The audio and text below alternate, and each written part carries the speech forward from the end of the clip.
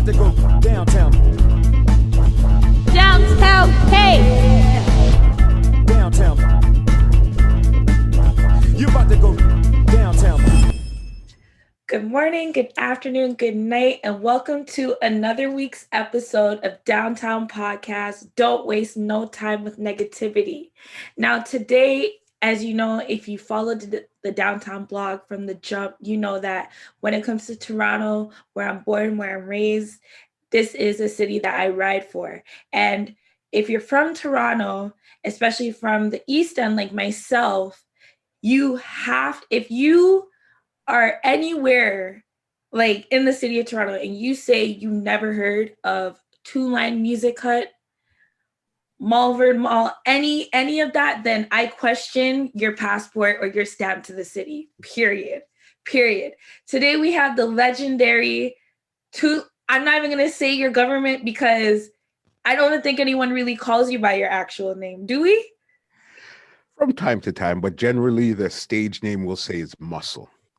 Yes, he's been a part of many legendary shows, legendary connections. When it comes to the dancehall community, as I said, you are a very respected name within the culture of that. And as someone of myself that has always admired and been able to witness the growing culture of dancehall in Toronto, and it's something that I'm truly passionate about. As I said, your name is respected, and thank you, Sheldon, for being here today. So everyone, welcome. Thank you for having me. It's my pleasure to be here today. And I mean, I really like the acronym of this podcast here. Do not waste no time with negativity. Wicked name. Thank you. That's what we're on, you know. I literally, people ask me like, why'd you start this podcast? It's going through things in life and seeking that inspiration and motivation. And I was like, selflessly, I was like, why not share it with others? And this is where we are today. And it has led me to a road, as I said, to people in my life that I've always admired, but never had the opportunity to really dive into these conversations, you know? So I'm truly grateful for where this road has been leading me. And tonight is all about you. I definitely am very excited to dive into this conversation tonight. But what I first want to ask you, Sheldon, is a staple question that we do ask here at Downtown. Don't waste no time with negativity. What is the situation? It doesn't have to be recent, but what is the situation where no questions asked, it was a negative situation, but somehow, some way, you found a way to like rise above? You might have even surprised yourself, but you found a way to rise above and not waste any time with negativity. Something like that. It would be more of a personal situation where somebody in particular was really trying to pull me down, trying. But I figured, listen, I'm not going to waste time with negativity. What I'm going to do is work harder, and prove to you why what you're trying to say, what you're trying to do is totally a waste of time. Keep it positive and keep it moving. That's definitely what works for me. Facts. And that's honestly the successful people and the real, when we say OGs, like in the game, that's how you speak. That's how you break knowledge to people like in the younger generation, like myself, because the less time, literally the name says it all, the less time you're spending with that is the more time you have to focus on the things that are important and relevant in life. You know, a lot of the things that I'm focused on for 2021 is adding value, you know, forget all the accolades, no diss to celebrities, anything like that, but we're focused on the real people, the people that I know I could say I seen with my eyes, or I witnessed certain things where I'm just like, they really did some things, you know? For me, growing up as I said, a young child from Scarborough, being with my mom, one of her favorite hotspots was Malvern Mall. All right. And one of the only things beside maybe, you know, going to Broadway fashion and see whatever the new licks were and things of that nature, or going into the byway, because you've been there. And it's just like, one of the other things that made me happy about going to Malvern Mall was I'd always be able to hear some lit music blasting from 2LinedMusicHut's booth, just bringing the vibes to Malvern Mall, despite everything else that has transpired over the years there. That is somewhere where, right there by the Payless and the suitcase luggage, if you're from Toronto, if you're not like giving me some right now, like it's a serious monument. Like, then you went outside and you don't know the city. What does that mean to you? Like, getting up every day, having that commitment, like, your love of music is so clear to me. It was a real journey, a real passion, a real vibe. If you don't know, we really spent 15 years in Malvern Town Center. So we got there in 2002 and we left in 2017. So it took a lot of commitment. Every day you're getting up 7 days a week, getting up, going in. But you have to love what you're doing and love it to another level, because some days you're going to make money, some days you're not, some days you're going to have good days, some days you're going to have bad days. But you see, once you love what you do and the people around you also, because it's really the customers. I could be there by myself. It was a community chatting here with you for like, yep. Yeah, you met everybody there, from the goodest person to the worst person and everybody in between, judges to criminals to everybody, celebrities, Ben Johnson, you name it, everybody would pass through. It was a really, really, really good vibe. And I know the importance of that as well, because shout outs to my cousin, and most people in the community know her as like Nikki Hype. But my aunt having Salon Janice, and that was another staple place for me in my life, right?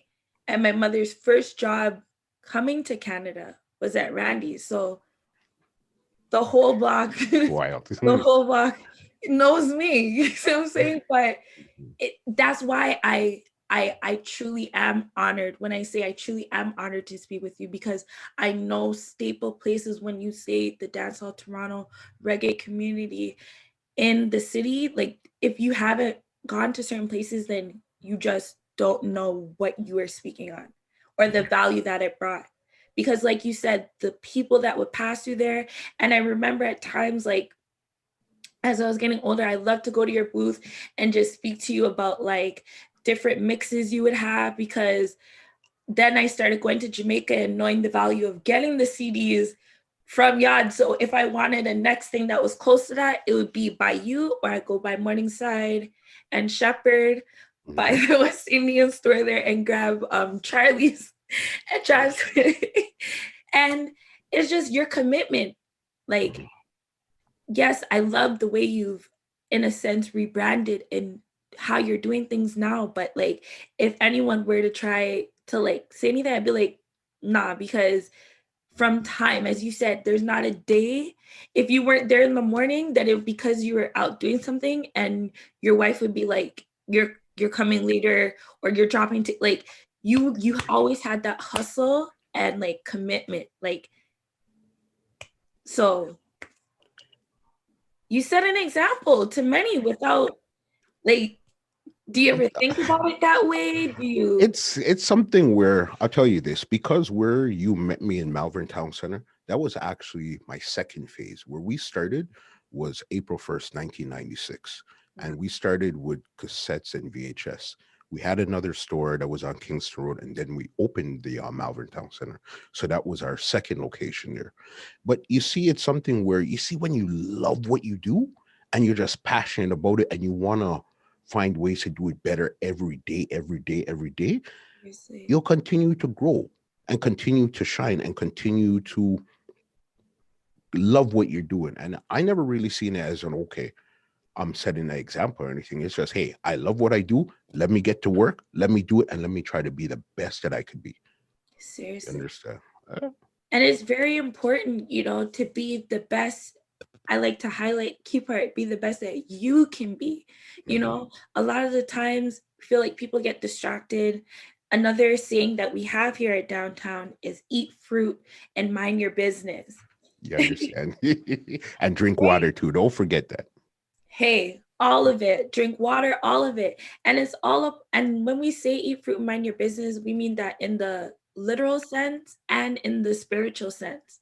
So I love to ask you, you know, what is some fruit that spiritually, in a sense, like motivationally, that you would like to share with us today when you reflect on your journey and just getting up every day and being seriously committed and passionate about something in life? Well, the first thing you have to do is either when you get up, pray, or before you leave your house, pray. Amen. You understand? And that gives you the fuel to continue for the rest of your day. And that's really my secret power. Is just pray about it and understand the signs that you see. Because when you pray for it, doesn't mean that it's going to come exactly the way that you think it would. It's going to come in a different way, but you got to be able to understand the signs and see, oh, okay, and have faith. Have faith to what you're asking for and work towards what you're asking for. Yes. Yes. Yes. That is amazing. And another reason why I was really looking forward to today is because, as I said, I love dancehall reggae. That's like my first love before hip hop, you know? And growing up, as I said, with my relations, like I was able to see and learn a lot and just be attracted to it from like super young, you know, whether it's in the van helping to sell tickets or whatever, you know? Crazy. And it's just when you think about your part, your role in that community, how do you feel about how COVID now has like affected that and the livelihoods for a lot of people, you know, that whole culture, even though there's ways that it's been tried to like, you know, but it's definitely not the same. Definitely. If we're talking about live events, you have to remember that's a whole ecosystem from Yeah. the graphic designer to Yeah. the person printing the tickets to the location selling the tickets to the venue to the DJs to the promoters to the liquor store to the security to the decor. All of that The is an food, ecosystem. everything. Everything. So then that right there got put on pause right away with so many other stuff. But during this pause, it kind of gave you a lot of time to reevaluate what you thought was important and what isn't really important and what you could do to improve what you're doing in the first place or find something else new to do to contribute to continue to contribute what you love. Mm. Mhm. I love that because a debate that I have a lot of the times, I tweeted not too long ago, and I said, if hip hop is $1 billion industry, then dancehall reggae or reggae dancehall, I should say, should be $1 trillion industry. And when I look at like specifically Toronto and how things are done here, while I love the way certain things are done, I'm like, there's so many ways to grow. There's so many ways to like elevate the game and just really like step up how we do things, because that is something that people always say, like they love reggae, they love dancehall, but how is it being made lucrative? That's the real challenge. It's really what the whole thing is missing is industry on a whole that works together where you have professionals over here and professionals over here, but in between you have a lot of people hustling. So what you have to go through to get to the professionals is a real hassling. Not having a real professional industry on a worldwide, because you have mega stars. Like if we're going to go mega, you have like the Shaggies, the Sean Yeah. Pauls, the Beanies, the Bounties, the Cartels, the Movados. Those are mega stars, you know. But then when you look over at hip hop now and you look at the Jay-Z's, the Dr. Dre's, those, the P. Diddy's, those moguls, we're talking about two completely different things because they have a industry, but their industry has been around for a lot longer. even if it's outside of hip hop, just the music industry, on a fact, has been around a lot longer. So as long as reggae on a whole understands that there's a lot of money to be made once it's put together proper as an industry, then people will be making some serious, serious, It, serious money. it's hard for me because I will say, then people will get mad when I'll be like, Popcorn is the one to have. I don't want people to come for me, but like, Don't worry, say what I'm you gonna keep say. it, guys. I'm gonna keep it real. Like, in a sense, when you're looking at the books, to me, he becomes bigger than Movado because he, like Drake said, it's not about who did it first, it's about who did it right. And when we're talking about in measurements to how Billboard and Grammys and the music industry sets things, yes, Movado is very close, and everyone knows I'm Gaza Susie all day, Vibes Cartel all day. Okay. I'm still saying free world boss, but when it comes to the business aspect, I say Popcorn is that one to have done it the proper way to really monetize what we call dancehall reggae. And I know people are gonna come for me, but if they really like dive into like and think about what I'm saying, like he has found a way to get the streams so that it converts into the platinum selling records and not just like the street love. But remember where somebody like a Popcorn learned all of this For sure. from was from Vibes Cartel. Where Vibes Cartel learned all of this from was Bounty Killer. All they continued to do was put something on top of what they learned, on top of what they learned, to continue to push it to higher levels. Because where Popcorn is, he's in a Mainstream. real different position than a lot of these artists right now. You know what I mean? And that's really, it's because of what he learned from a Vibes Cartel and what Agreed. Cartel taught him. And everyone knows that. I will say, argue with me, and I will go to bat on it. I always say Vibes Cartel is like the Jay-Z of dancehall.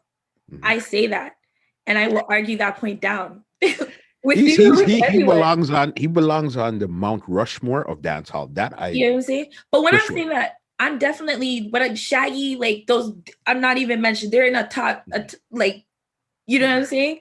So don't think that, you know, but when it comes to, you're right, Popcorn had to learn it from someone, but when I'm looking at that black and white, yes, World Boss came out with Street Vibes.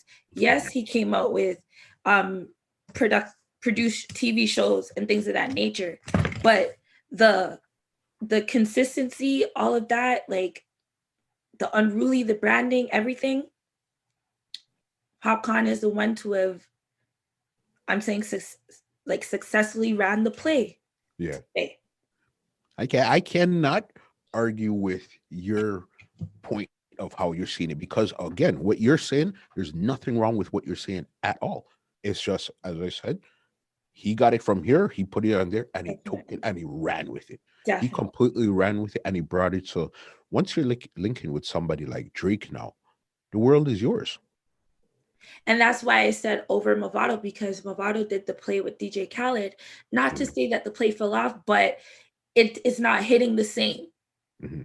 But remember, Movado was the first one with Drake, you know, and then Popcorn came after. Exactly. It's just Popcorn took it to a different stratosphere than where Movado was, even though Movado was somewhere different in his career than Popcorn was. You could argue all of that. But as you said, in black and white, Popcorn is the one that really took it to that stratosphere. Exactly. And that's exactly the part there where it's just like, it's when it comes to us as like Jamaicans and things of that, like the Caribbean, we're so focused on like the opinionative part. And that's why I feel like the other genres are winning, because not to sound grimy in a way, but it's the black and white. And that's why I say he rose, not to say rose above that, but he's just like, I'm just gonna let people talk. They could say I'm watering down the sound, et cetera, but on this black and white, according to, not that all numbers are, you know, but he's doing it in a way where we can be like Shaggy, like those transcending plays. So I agree. I agree with you. So when it comes to yourself now, and what gave you that inspiration? Because if I had seen you where I remember like knowing you from to now what you are doing, and I love the show that you are doing and the content Thank that you. you are spreading, truly appreciate it on the entertainment report. And what inspired you to have that rebrand and to be comfortable with that? It was a case where it was okay. Let's go back to the mall here. Mm-hmm. 2017 when we left.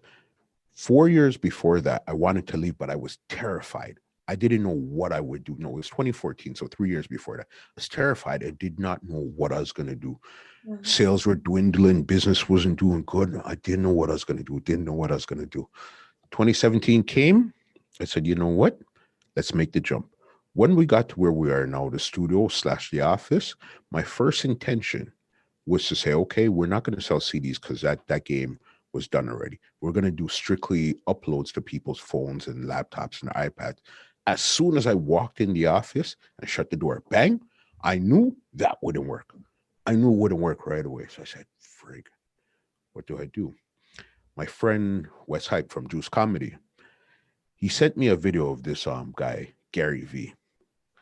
So when I seen it was Gary Vee, I said, huh? I seen Gary Vee before. He was loud and all over the place. And to me personally, when people on things are like that, it really kind of pushes me away.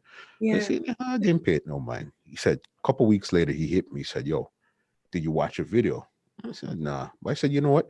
Let me give it a look. Let me try to look at Gary Vee or listen to him from a different point of view. You see, when I listen to him now, it was like because I was completely out of the mall, I was in a different mind space. It's like he spoke right to my soul, right to my soul. And first things I keep hearing him repeat was podcast. First, you need to be a media company, comma, whatever the case is. Didn't really understand what this man was saying. Okay, cool, working with it. January 2018, now we decide to do the podcast. Okay, let's do it and see what happens. Then here we are now. What are we? January 20th, 2021, 150 something episodes later. And it's like, I feel like we're still just trying to understand what's going on.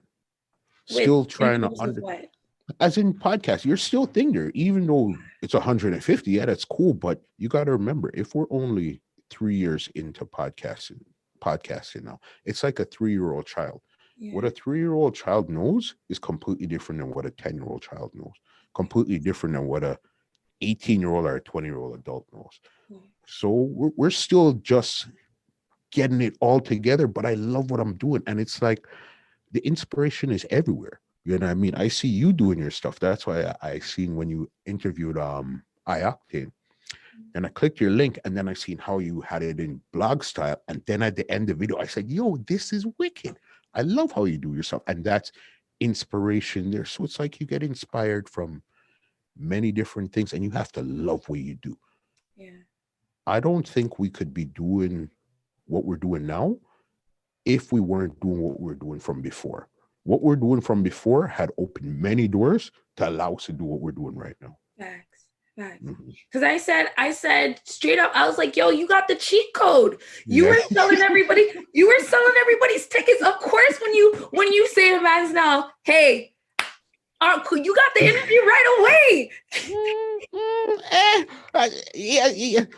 It helped. Help helps. It did help. I can't sit here and like you, because you see the trick with it is this. It's like every new level, you have to be able to reinvent yourself, and you have to, you're the new guy now, but the new guy with some contacts. So you contact some of your contacts, put you on to somebody, that person puts you on to somebody. It's just a step. You just keep moving. So cheat code, a little bit. I'm pulling your chain, but I will say there's only one time I actually got upset with you. Okay, let's talk. Let's talk. There's only one time I got upset with you. And it was when DeMarco was supposed to be coming to Toronto. And I got the tickets from you. Okay. And of course, I ended up going, and he was not there. And the next day, I came back to you. And I was like, so you mean to tell me, say, I you remember you know. did not, you did not know DeMarco wasn't coming? So your percentage on doing what you're supposed to do is very high. Mhm. That's what I'm saying. If you could look at someone and as you said, you've been there for over a decade, and all I can say is, and that's not even anything. You know what I mean? Because by the time you saw me walking down, you had the money in hand. So you weren't even holding me. You weren't even Yeah. holding me. So that speaks volumes, you know. And as we know in the dancehall community, reggae community, people love to chat, eat fruit, mind your business. How do you deal with being within that space and having a partner? You see, the trick with me is this. I see myself as I'm in the business, I'm part of the business, but I could also turn it on and turn it off as I want. That's why even our podcast is called the Entertainment Report. It's not called the Reggae Report, the Soca Report, the Hip Hop Report, the Movie Report. It's called entertainment. So you could move around and do you want to do. Over here right now, okay, the dance hall, it's too busy over there. Let me leave it alone. Let's go see what's all going on with hip hop. And you can because it's entertainment. So it's like you stick to yourself, you do your work, and you go home and you control what you put on social media. You understand? I control social media. Social media does not control me. You Yeah. understand? Exactly. Yes. I'm sorry. I get excited like when people are just talking that real, you know, because it's so true. And I feel like a lot of the things that people complain about, as you said, you control social media. Social media doesn't control you. And Mm-mm. that is a huge part where it's just like people eat fruit, mind your business. It's a lifestyle. Seriously. Like not everything. My mom used to say, see I'm blind, here I'm deaf. You're deaf. Yeah. Like these are things that like embedded in the brain. So it's just Mhm. like when you leave your household, I'm not sure what has happened. If everyone's saying money is the goal, money is on the brain, that is the mission, you know? And that is what you mentioned. I hope people are taking in the bars. I like to say, you know, when in a rap, in a verse, there's 16 bars. You're giving out a lot of bars tonight. So I hope people are Thank you. taking it in, you know? That's a very crucial part of branding. You wanna rebrand yourself. You wanna show people that you're into something new, but you don't want to limit yourself too much. No, no, that's the biggest thing that you could, the biggest injustice you could do for yourself today, especially with the internet, is limit yourself to only one thing. You could love what you do. Like it's no secret. Like reggae dancehall that's my backbone. That's what built me. That's what I stand on. But when it comes to hip hop, I was into hip hop before I was into dancehall. We were into soca and all of these stuff there too along the way. We like movies. I might interview a clown next week. It's entertainment. Yeah. Don't limit yourself to any one thing. This morning you might wake up, you might want to watch some something to do with gossip. Yeah. By nighttime comes, you might want to watch something to do with blockchain. It's just don't ever limit yourself, whether what you're presenting to the world or even your intake, to one thing. There's so many different things out there. Exactly. I do respect your time, and I know my time is there, but I am truly having such a great time speaking with you. Is it Come. I okay if got time. Come on, I have time. Let's do this, man. Thank you. I truly, because I do respect your time. So thank you. You know, when it comes to that consistency, Mhm. it is so important, you know. A lot of the blessings that I've even received with things that have happening, including this conversation in itself, what a lot of people have said to me is that, you know, when they come back and they see what's happening, it's like I'm still being consistent. Can you and it's a reoccurring theme of what we're speaking on today, but it truly is a key that, you know, a lot of people miss or they get lazy. Consistency is the magic, is a magic. But this is where it gets tricky. You're putting out, okay, we're podcasting. All right. We're putting out episodes. Very first episodes, everybody's excited. Let's just say you get 100 listeners. Very first episode, okay, everybody's excited, want to listen to you. Okay, you're working away. You put out episode two. By the time you put out episode two, everybody's kind of excited, but now your listeners have dropped down to 50. Okay, cool. But you're still now episode three. I only have 30 listeners. Episode four, they've gone to 20. Do you continue to move forward and say, listen, I know we're going to dip and then we're going to go back up. So even if I'm basically speaking to an empty room, do I continue or do I just, oh, they dropped off, so I drop off too? No, you continue because you're building a catalog. You understand? So by the time you get to those 1,000 listeners, you're consistent every week at 8 o'clock. You're putting out your episodes every week at 8 o'clock. So by the time it catches fire and there's 1,000 people now listening per episode, they're going to go back and want to hear everything else you put out. Stay consistent. Even if it's 3 people watching, trust me, I know how hard it is because I've been through it and I go through it. It's so hard. But once you get to the 1,000, it's lovely. But you have to go through that 3 to get to that 1,000. Stay consistent. Consistency matters, boss. It does. It Mhm. does. And it's so important. One of my other favorite like podcasts to watch is Mike Tyson's Hot Boxing. Mhm. Wow. Like sometimes watching his podcast, I'm like, how is this man not doing this? Like, but it's a part of the journey. It's just a Mhm. part of the journey. He had to go through what he went through in order to give us like, whew, Exactly. it's amazing. But a reoccurring thing that they talk about on their show, is the ego and that interfering and being like a whole thing when it comes to like the male, Mhm. females as well, but especially amongst males, and I feel like especially among Jamaican men, obviously I'm Jamaican, there's so much testosterone, there's so much, I say, pissing contest. How do you maneuver through that, and like what is your advice to that? Because I look at people like Dwayne Connell or Fire Kid Steenie, or there's just certain people, 2LinedMusicHut, where you guys maneuver in a certain way where we would say that person how good you but translation for those who don't get it, there's just certain people when you move a certain Yeah. way, people know not to trouble you. You But just got to know, you just got to understand your surroundings, and you just got to know how to read a room and how to live, period.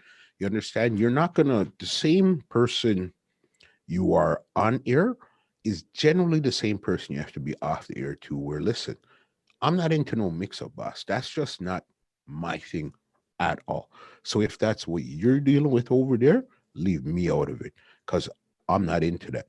You have to be able to stand up on your own 2 feet as your own man, have your own beliefs, do what you think is best for you in any situation you're in, and keep all parties involved happy. Okay. I know this person and I know this person here. I'm not involved with none of whatever is going on here. Leave me out of it and don't put my name into your mix up. You exactly. understand? Yeah, just you gotta keep everything straight. Deal with everybody straight, and they will hopefully deal with you straight. That's how you keep your name clean. I tell everybody there's 2 type of credits in this world. There is the Equifax, you have to have good credit there. And then there's the real life credit, where there's people that could vouch for you, say, okay, as you said, he's a good youth. Okay, this person, whatever. Because you see from they say, yo, I don't like that person. And there's 10 people in the room and the other 9 people say, no, man, he's a good person. That's your credit working for you right there. Yeah, yeah, Yeah. I agree. Ooh, the credit of life. Yeah. It gets deep. It gets Mhm. deep because it's very important, when I remember like a couple of years ago when I did the Trinity Chris interview, and Okay. like there was a bit of like chatter around that. And I'm like, guys, there's no like what I'm trying to build. Of course, now the people they'll be like, oh yeah, like I believe in you. But back then, like they're just like, yeah, like you're doing this blog thing, whatever, you know? But what I was trying to explain to people, like, there's no ego in it for me. There's no like, oh, because of this or because of that. It's genuinely because we're doing something from a genuine place. I don't have time to like I understand that certain things are real, but especially when it comes to even these young rappers in the city, you know, I'm not repping for any blocks. I'm repping for Toronto. I'm repping for showing our art. I'm repping for building and really as I spoke to this young journalist, Adriel Smiley, the other day, where it's just like we're trying to set it so that the same way we would watch New York and things would happen, and you'd be like, we gotta go to Hot 97, we gotta go Power 105. Toronto, people are looking here. And it's not for academics and those people to come here and tell us what to do. It's for them to know when they come, they have to come and check 2LinedMusicHut. They have to come and check downtown. They have to come and check where Adriel Smiley's up at. They have to go and check. Like there's certain places that you just have to go to.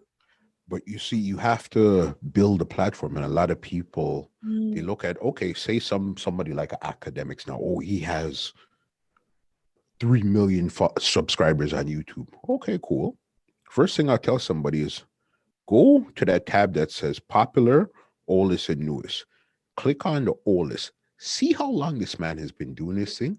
See how long it took him to get here. And look at his early videos. Look at the amount of views and look how things change. You got to build, bro. A lot of these big platforms have been on 5, 7, 8 years plus. It takes time. It takes a lot of time. But if you're just always worried about, oh, I can't get as big as them, so why even start? You lost already, bro. You know what I mean? You gotta build, bro. You have to. Like, let me ask you, how long now have you been doing your podcast? Like 4.5 years. That's how long you've been doing your podcast. And what was it like when you first started doing your podcast? Oh, everything was a no. Wasted money that I didn't have to spend. Long nights trying to figure out how to run these programs yourself. Like, yeah, with like 1 to 2 listeners after all that work. Mm-hmm. And what made you continue to go? Because it's something that I really wanted to do. Like, it was it was enjoyable for myself. Like I'm listening back to the interviews, taking notes and enjoying it myself. So I'm like, I'm just waiting for everyone else to catch up in a sense, you know? So it's everything that you're speaking on is so real. It's so real. Yeah, because you have to remember, at first they're gonna bash you, and then they're gonna praise you. That's just how it works, you know. I remember an incident where this was probably we were about a year in. Good friend called me and say, "Hey, Mus, listen, some guys are talking, they don't really like what you're doing, bringing up these stories, this and that and this." And I had to turn to him and say, "Boss, listen, I respect you 100%, but let me tell you this off the air. The same ones that's in this circle tell you they don't like, they're in my DMs, they're on WhatsApp, and they're calling my phone, ask me, when is it their time? You hear? So don't get tricked with this, oh, I don't like. They'll bash you Yeah. and then they'll come praise you after. That's just especially how this is how Toronto's always been from jump. You understand? You have to. That's why it's good. You see somebody like you, somebody like me putting in the work. So once you make it, you know, if you could make it out of here, you could basically make it out of anywhere. Yeah. Huh? It's true. And you know, it's it's chestnut checkers. And Mhm. I knew my goals, I knew my dreams, and I didn't have time to waste for consistently for Toronto people to be telling me no. So yeah, I crossed the border and I went international, and that landed me on TMZ at Harper's Bazaar. And now people No, but like I just like this little girl from Scarborough. So to anyone watching, like Sheldon did over a decade, more than one location. Mhm. And then how many years later, a huge moment for me. I personally was at home screaming and saluting for you when I seen the clip of you getting to ask Carrie V a question. Talk about a full circle moment. Mhm. Were you? Mhm. Explain like that moment of like what that rush was. And I love the vlogging that you and your wife do. Love the food. you know, just speak Those on are that moment usually and that full circle because of what you were at when you were introduced to him, then being able to see him with your own eyes and flesh and ask him a question to what you're doing now. Like, yeah, it was okay. Let's talk about that Gary Vee moment there. That was it was really weird how that even came around. I remember it was around Christmas time. I seen an ad on Facebook. yeah, So okay, Gary Vee's coming to Toronto. Okay. My wife asked me, what do you want for Christmas? I said, you know what? I want some tickets to see Gary Vee. Says, okay, I'll get them. So again, my same friend West Hype. I told him, I said, yo, my wife's getting me some tickets to go see Gary Vee. I'll bring you along. He said, okay. He said, you know what? Give me a couple days, I'll call you back. I said, all right, cool. He called me back. He said, yo, I got us 3 VIP tickets to go see him. I said, what? Okay, cool. Me, him, and Tris, we went down to the Sony Center at the time. When we got in the building, we were there, and our seats were like towards the back of the auditorium or something like because first come, first serve, you sit wherever. Okay, cool. Then with the tickets, they had a VIP lunch. So the VIP lunch was with Gary Vee. That's where he was signing the books. And if you've ever seen a picture I took, that's where I took it with him at the VIP lunch. Okay, cool. I said, yo, I'll see you upstairs. He said, okay, cool. It was, I didn't really, I was just saying, okay, I'll see you upstairs. There's nothing serious. When we went back from lunch now, our seats were gone. And where we had to sit, it was like a row closer, but right beside us, there was a microphone. There was these 2 younger kids sitting at the 2 outside seats, me, Wes, and then Tris. I said, yo, guys, watch this. All right, cool. They talked.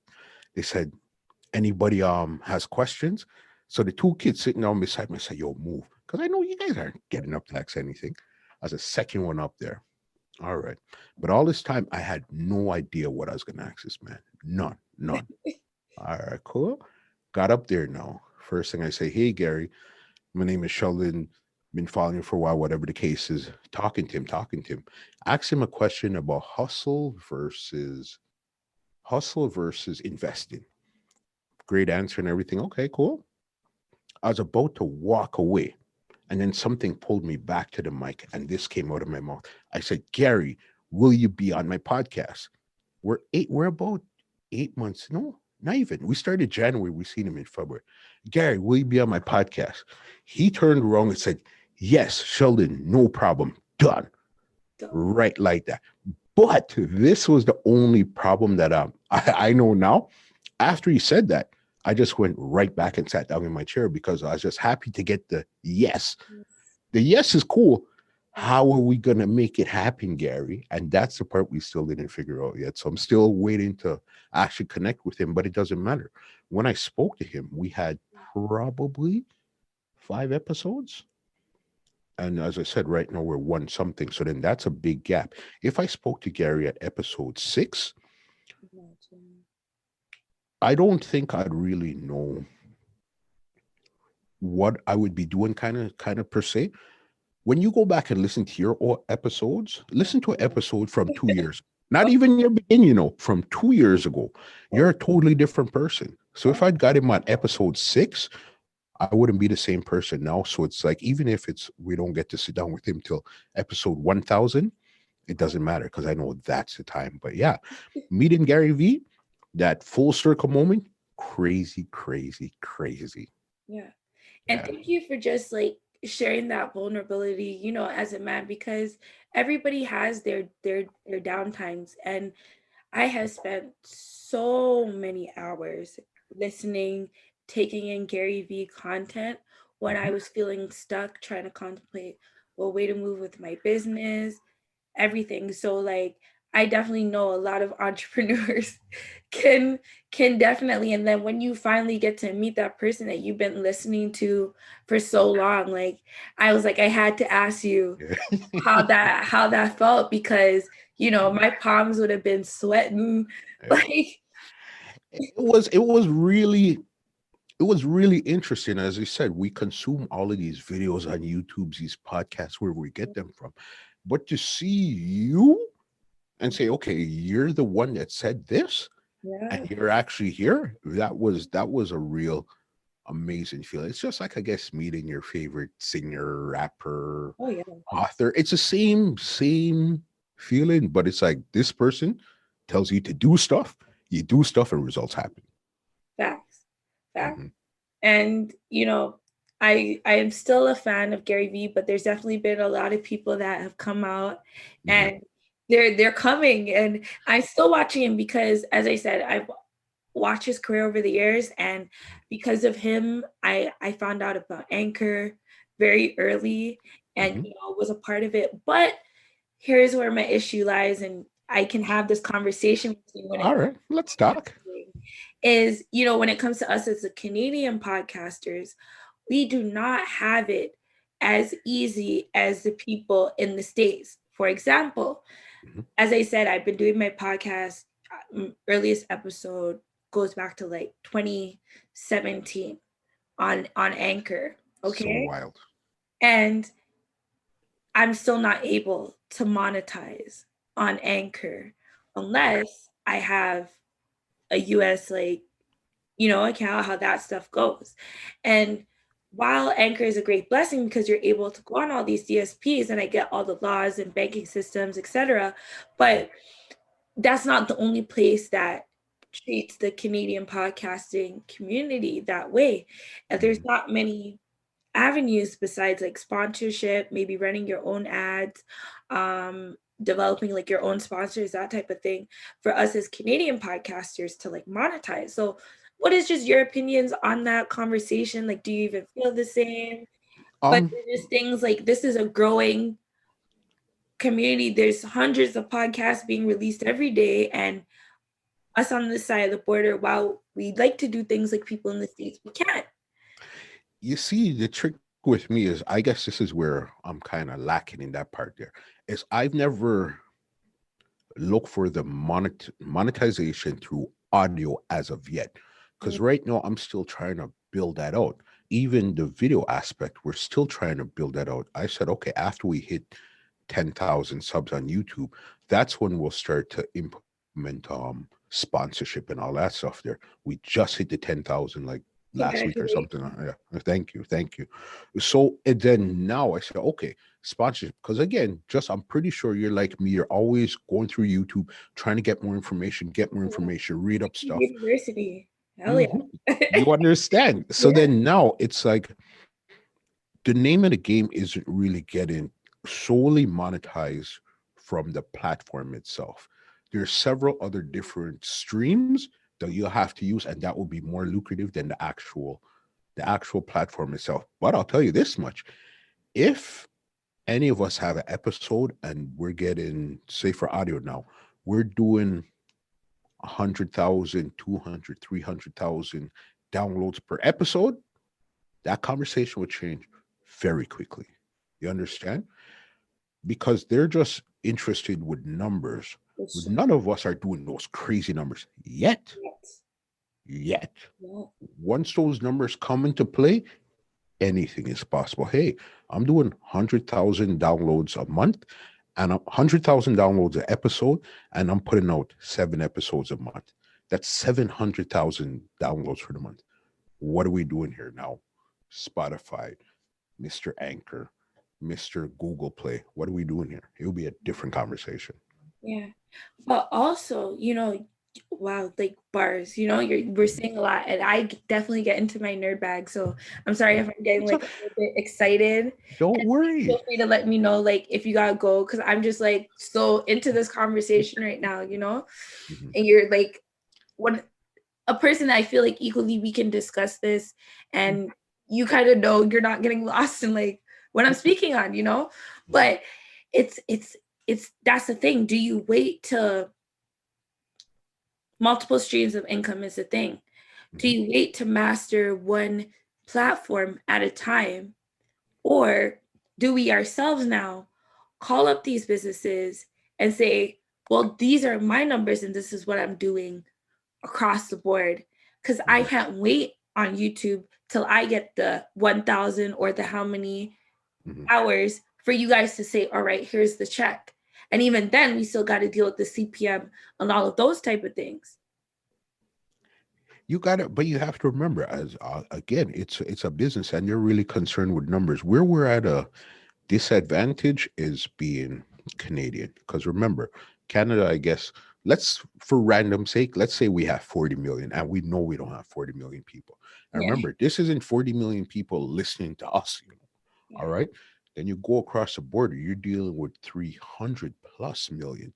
So that us being from Canada is a big disadvantage. But you said something that was smart. You were trying to do strictly Canadian at first, but then you knew, okay, you have to dip into the American market. I'm in the American market, but that doesn't mean that I don't do Canadians also. I mix it all together, and hopefully I could continue to get my numbers up. Once you get your numbers up, that's all these businesses are concerned with. They don't concern with how good of a person you are, how far you think you're going to get. You have 1,000 people that listen to you. They don't care. They're only interested in extraordinary numbers. That's possible. Look at somebody like who I always look up to and say, hey, I'm not doing absolutely nothing until I hit those numbers. When you look at somebody like a Joe Rogan, Joe Rogan is at episode 1,000. 1,000 and like 1,500 something. Yeah. Now you're doing something. Remember, he was offered the $100 million to go to Spotify, but he had content. He had crazy numbers. A whole discography. Listen, and you got to continue to work. Like even like somebody like you say, okay, you've been grinding from 2017. Okay, if you 2017 in another say 6 years from now, you'll still be young and your catalog is still going to be crazy. What if then you really get the super monetization that you were looking for? You don't need it today. You don't have to, oh, I have to have it today. I've been doing this for 5 years. It's a 5-year-old kid. A 5-year-old kid is completely different than a 10-year-old or 15-year-old kid. It will come, but you got to put in those crazy numbers. You know what I mean? And I think also, like, for me, like, the independence is very key. I know it's the popular talk, people, Black Lives Matter, stuff like that. But, like, for real, like, that is the play. Because, it's the importance of being able to see your own numbers and see what's happening. And that is like my love-hate relationship with Anchor, because while I've been giving you guys all these years of content and I'm seeing what you guys are telling me, and I'm grateful that you guys allow me to be on all these other DSPs at no charge, but is there really a charge? Everything is a charge. You have to remember, if you're not paying for it, somebody else is. You're now the product. There's always a charge. Anchor wouldn't be Anchor if they didn't offer free things and other people got paid off of that also. You understand? You think Instagram is free just because we're all there posting what we want? That's not free. Yeah. Understand? So then when another are you like, I just get really excited about this conversation, especially because we're in the same city. But when it comes to even podcasts like Earn Your Leisure, shout outs to them and what they've been able to like build and things like that. But then, okay, another state's move that I'm seeing happening is the whole concept of the Patreon and building that exclusivity, or having a way where maybe you'll get the podcast a couple of days ahead of others, or you'll be able to have one-on-one, like whatever people incorporate into their podcasting like world. what are your thoughts on like platforms like that or monetizing in that sense? You Because see, yeah, you can monetize. There's no right or wrong way to monetize. I've been monetizing off of my Instagram yeah, for like the past, like really monetizing probably the past 3 to 4 years. And I'm not talking, okay, something, I'm talking serious, yeah, serious contracts from serious businesses. And this is way before you hit 10,000 followers and stuff on Instagram. And again, it's because you have to know what it is that you're going for and how you plan on getting them. I tell everybody, what you see me do is one big experiment so that I could go back and tell my clients, say, hey, this works. yeah, Hey, I think you should try this. Hey, this whatsoever, the whatever it is. There's a million ways. It's either direct monetization or off of the back end. There's a lot of money to be made. And especially like your style, how you do your content where you have the blog and then they get to watch the video or the audio after the fact. That way is amazing. And remember, there's simple ways, as in AdSense on your website and all of those stuff there, where there's direct sponsorship, or there's clients that you could get and say, hey, pay me $40,000 a year. And I will I will deal with all your marketing for your digital marketing, all those stuff there. That's other ways of monetization. And listen, those deals are as real as day right now. oh yeah, You understand? Real as day. For somebody to say, here's $40,000, here's $50,000, here's $80,000, here's $100,000 oh, to do what you do for me on an Instagram, on a YouTube, whatever, those deals are as real as day. yeah, it is. It is. And, now that we have this newish kind of app, it's still kind of in its beta phase, but Clubhouse, I knew you were going to say that. we must discuss, I don't know when I will have this opportunity again. So I have to just Come on, we're going. Don't worry. like just what are your thoughts? Because I'm seeing people now recording episodes, hosting podcast events, panels, things of that nature, on that. And they're kind of stepping away from the hop-in, sorry, and like StreamYard and things of that nature. So, what are your thoughts on that? And like Okay. we want real feedback. One of my biggest pet peeves, when I watch these entrepreneurs, because as I said, I'm a huge nerd. I watch a lot of things. I do my homework. I could see this. I see that. I do my homework. And what I hate is when you finally get to see Grant Cardone or someone talk and they're giving you those fluff answers. Well, all you do is this consistently over 7 years and great things will happen. Like, tell me the program. Tell me the, you know what I mean? If we're really trying to help you know what I'm saying? Like, so I say that to you to say, like, we want the real answers, because I really want to see Toronto win. Like, and but Toronto is winning, Exactly, because through my homework, I see that the eyes are here and everybody wants to know, but we have to be. Listen, okay. 2 years and 1 mouth for a reason. So I'm going to use my 2 years and let you take it. Listen, we're winning in Toronto, but it's just okay as podcasters and media and stuff. This is where we need to step our game up and start getting some crazy numbers. Why do you think we haven't seen a Drake, a Tory Lanez, a Weeknd, a Justin Bieber, or any of these guys on any of our platforms? Because they want to make sure, listen, if they're going to come, instead of going to No Jumper, where they know No Jumper has 3 million subs, they might get 200,000 people viewing it. They might feel like they're doing us a favor by, okay, I usually get 5,000 views on my own, but Drake came around and now I got 700,000 views. He doesn't want to do that. He wants to know that you're consistently getting 100,000 views. And when he comes on, He's going to make you get 120,000 views. He's not doing you any favors. It's a partnership that we're working here. Yeah. Understand? And that's why I don't get mad with them. I just see them as in, okay, Drake, I see you. I'll see you in 5 years, buddy. You know what I mean? Hot or not, I will see you in 5 years, because you have to put in that amount of crazy work to make it happen. Then that's why. And I'm getting the Drake interview. Of course, we all are. We all are. We're getting the Drake interview, and I'm getting the Vibes Cartel interview. Either in win or in real life, I'm getting it. They're there to get, but again, look at something like but they're not a podcast, but they exist in the podcast world, but they're not a podcast, like a Breakfast Club.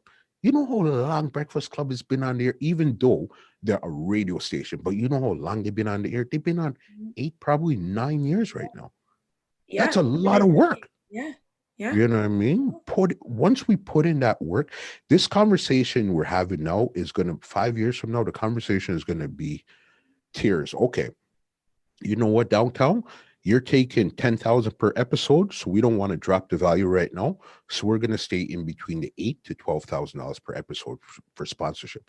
That's going to be the next conversation that we're going to be having in 5-10 years from now. Right now, we're just figuring out, okay, how do we build these things so they become real, sustainable podcast businesses?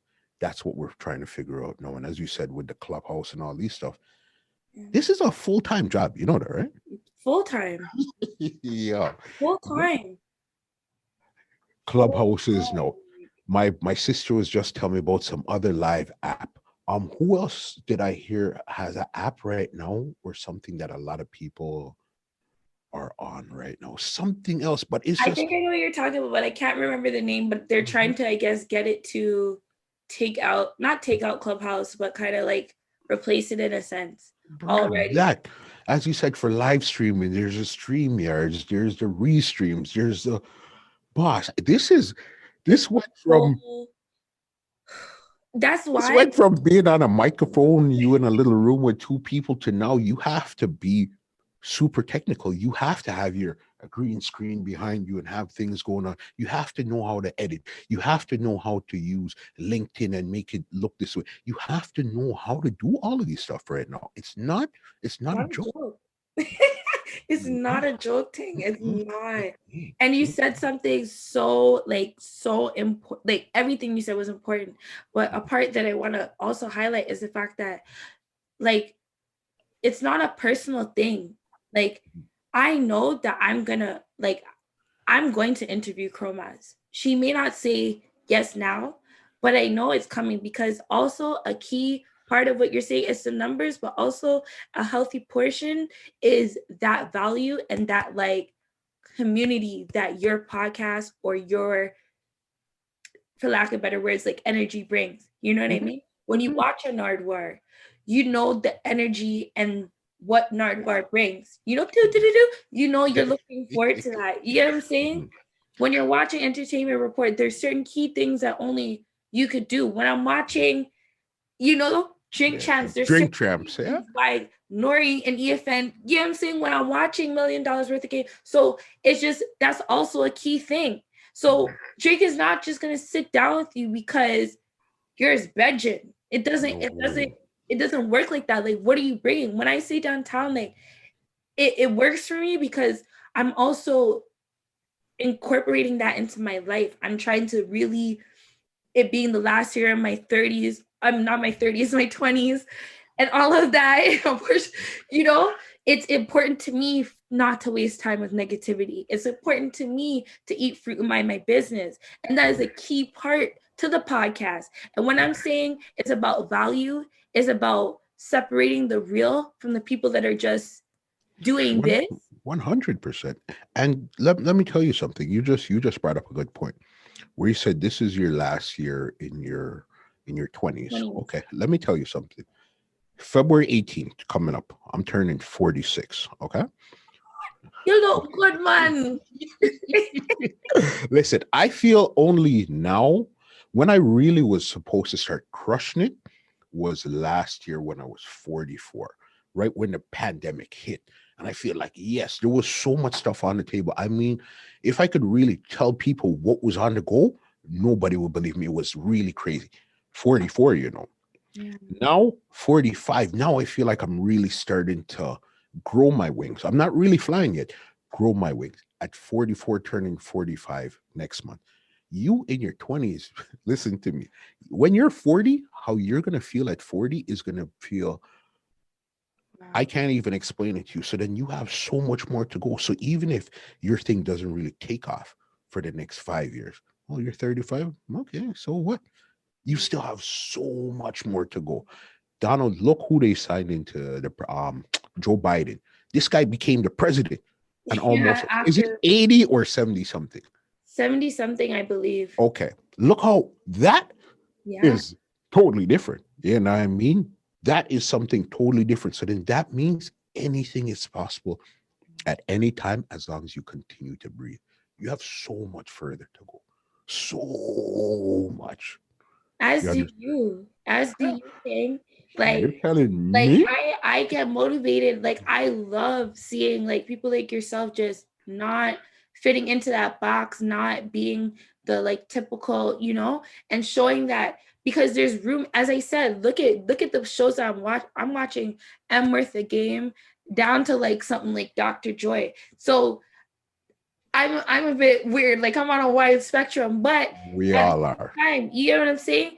There's room for everyone, and you have Nip behind you, R.I.P. Mhm, Nip, like whew, mhm, R.I.P. Nip, and the marathon, mhm. like That's why if I could be 100% honest with you, if you ask me to repeat one Nipsey Hussle song, I can.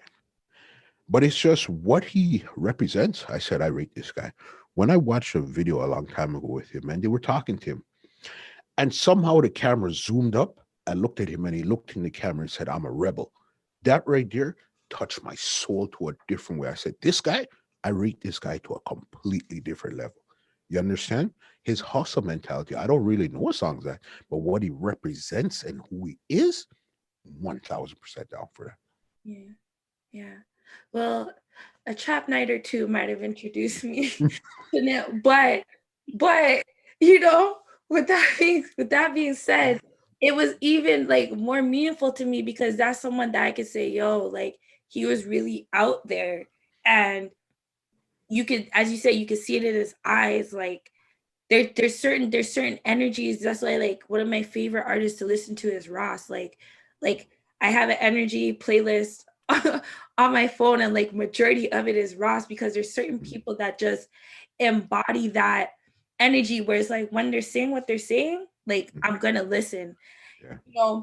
There was a book list that came out of books that Nip recommended to people to read, and that is something that personally, like privately, I've just said to myself, I really do want to go through that list and complete those books because reading is something that also is very, very important. And I feel like with podcasting, I can hear a lot of people don't read.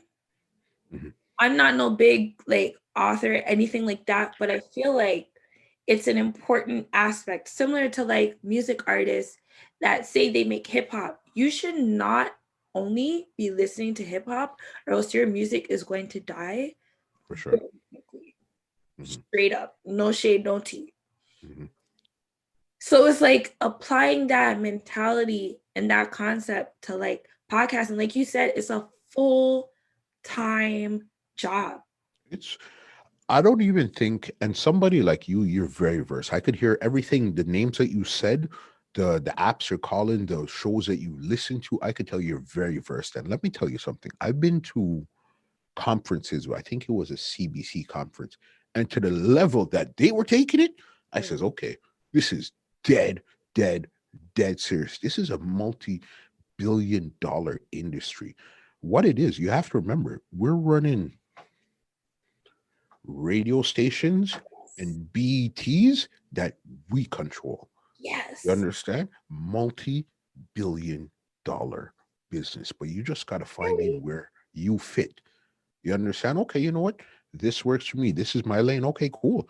There is 200,000 people out there that want to listen to this consistently, whatever it is, but you just got to continue working until you either find them or they find you. Straight. but they're out there. Mhm. Straight. And, just this is my last nerd part when it comes to the podcasting. I'm sorry. I know I like diverted quite a Don't few, worry. Don't worry. but, it's something I truly am passionate about, because if this is something that, as I said, we're going to be on that more Mount Rushmore of people from the city that do it. Like, I feel like this is part of the mentality and the dedication, like you speak on, that we have to have towards what we're doing. You have to be passionate. You have to really want this. Mhm. And I know you want it, like, more than ever.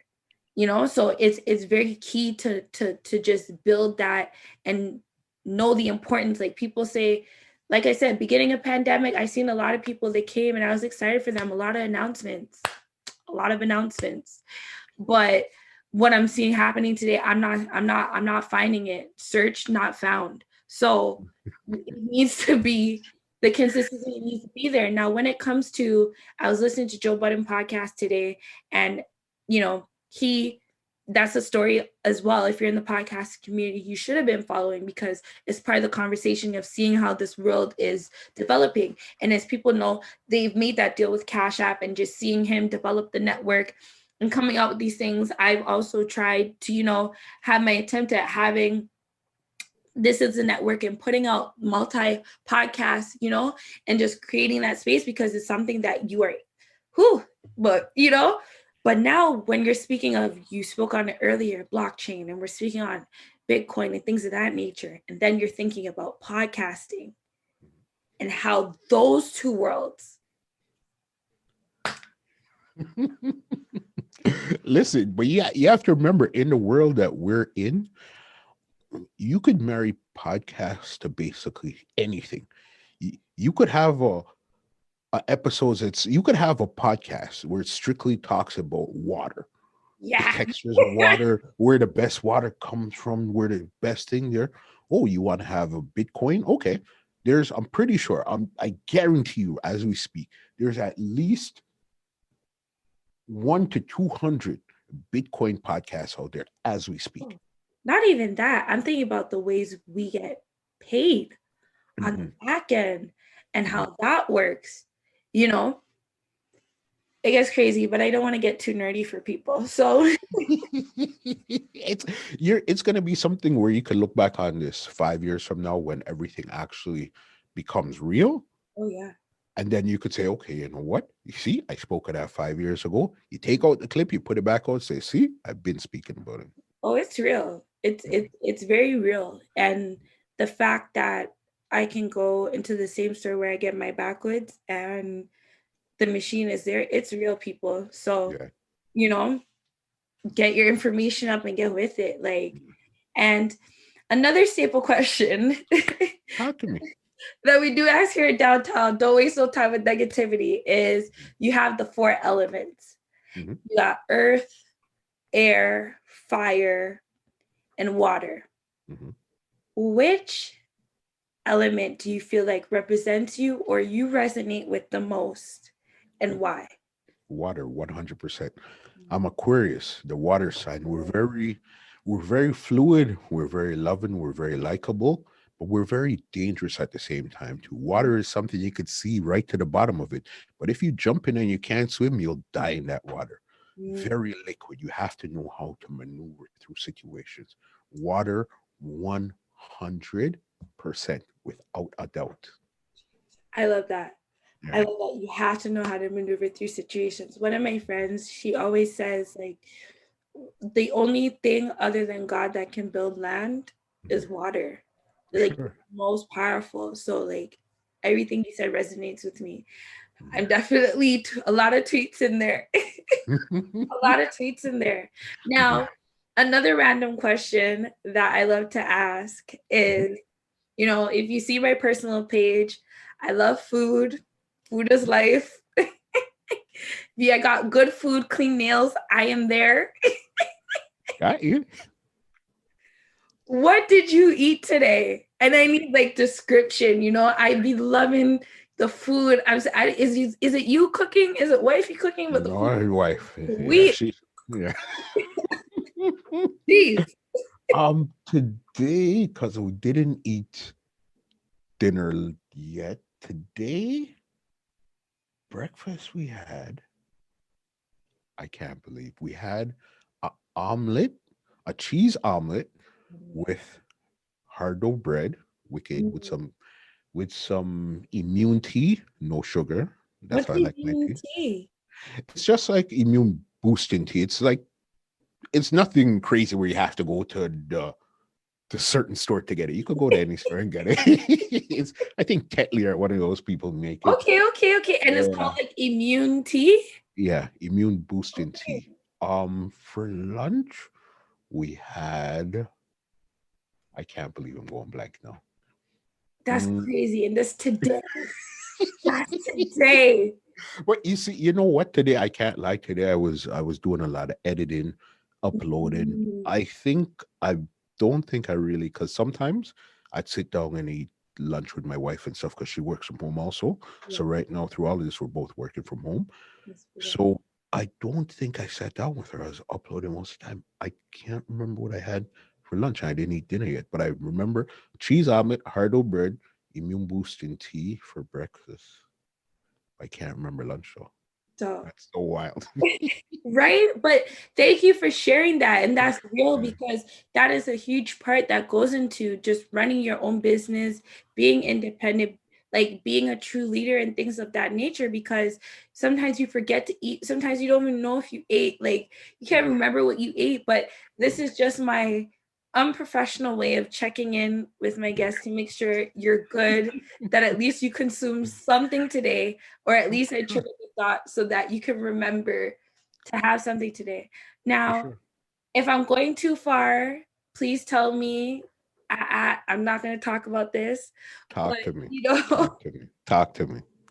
you know, when it comes to wifey, Mhm. the times that you do let us see her, I just love seeing the dynamic between you guys. Thank you. For me, I don't know your guys' situation. I eat free, mind my business, but I really do get like a that's my best friend energy from you two. And I love seeing the vlogs because one, you guys are just obviously you're a bit older. You're not older than me, but you're a bit older. So and I love Black love and just Mhm. I don't see it often. So I just love seeing it with the just the dynamic between you two. Mhm. And I hope you guys continue to just find a way to continue putting content out together because you annoying her and her just trying to do her thing. It's a beautiful dynamic to see. But Thank you. what is that like? Like you said, it's pandemic. You guys are both working from home. You guys have Mhm. been together for quite some time. Like, isn't it, if I'm not mistaken, like high school or? No, not high school. Not so long. We've been the funny thing with it. I think January. Oh, she'll kill me There's if a she. big number. Like I know it was a big anniversary No, because you guys went on. 13 years. 13 years together. We've been married 6, Don't get going mad at him 7. if he doesn't 13. remember. It was January 10th or something. That was our anniversary for our dating anniversary. 13 years. We've been married 6 now. We've been. It's been a quite a journey. And you're asking Yeah, what just as a man, like anything that because you're speaking with me and we're speaking about just leaving that ego Mhm, out the door, and it's not a lot of time I get to speak with you kings, but mhm. if you could speak on just partnership and being with your wife and being your best friend and the times you feel like move on, like just you know Okay. I'll tell you this much. This is how I describe our relationship. I'll tell her about her clot at 10 o'clock, and by 10:05, we're laughing like everything was good. And that's just how we're two very opposite people. I like to, if I'm watching stuff, I like to watch like a lot of what you're watching, the serious stuff, more like I like a lot of documentaries, a lot of news yeah, updates, a lot of podcasts, those type of stuff. yeah. She likes a lot of cartoons. That's what she likes. Bob Burgers, freaking Yeah, shut up. Simpsons, all of those type of cartoons. Yeah. That's what she's into. But she's extremely brilliant when it comes to a book. And put anything in a book, that's her. She could read it from back to front, front to back. Me, I'm the opposite. I'm more, let me put my hands on it. Once I understand how it works, I'm good like that. So Yeah. you see us being so opposite, it works for us. You understand? I'm still, as I said, we've been married almost 7 years now. I'm still me, Yeah. she's still her, and then there's us. So when we're at home working, it's like it's not a problem. Generally, you go do your thing. You're at the back of the house working. I'm at the front of the house working. Cool. When we're done, whatever the case is, it's I don't see it as the pandemic hasn't really changed our relationship per se. It's only had me at home a lot more. I like the road. You know what I mean? I like being on the road. Yeah. But it's kept me, I'm still working because thank God I could actually work from anywhere now. Yeah. Internet, a webcam, a mic, and I'm good to go. So it's been great. You have to just know I loved my wife before the pandemic and during the pandemic. So it's not like there was an It's issue. real. Yeah. It's Real. a lot of people don't like who they're with. They're just with this person because of convenience, because of comfort and all this stuff. But as an individual, they don't like them. It's real. That's Mhm. real. And thank you for sharing that, because I remember another lady I spoke with, and her name was Ty Woods, and she's a serial entrepreneur as well. And her husband and her work in a business together, and they also have a segment on YouTube, like Love and Entrepreneurship, but they speak on that, dynamic, and they've been together from high school. And she candidly, admitted to me, like, she is not the best at dealing with like their employees, Mhm. and she understands like her strengths, and she leaves that side of things to her husband, because for whatever reason, no matter what she says, it just doesn't come out the correct way to people. Mhm. But what I took from that is just, and what from what you're also explaining today, is just you guys understand and overstand that at some point you have to give each other space, and also remember each other's strengths and weaknesses, and use that to build, in a sense, a stronger bond, and not see that as a negative, you know 100%. That can't be. You can't be. I wouldn't want to be involved with myself. I couldn't date myself or marry myself. You know what I mean? I know how I am. Even if nobody else knows me, I know me.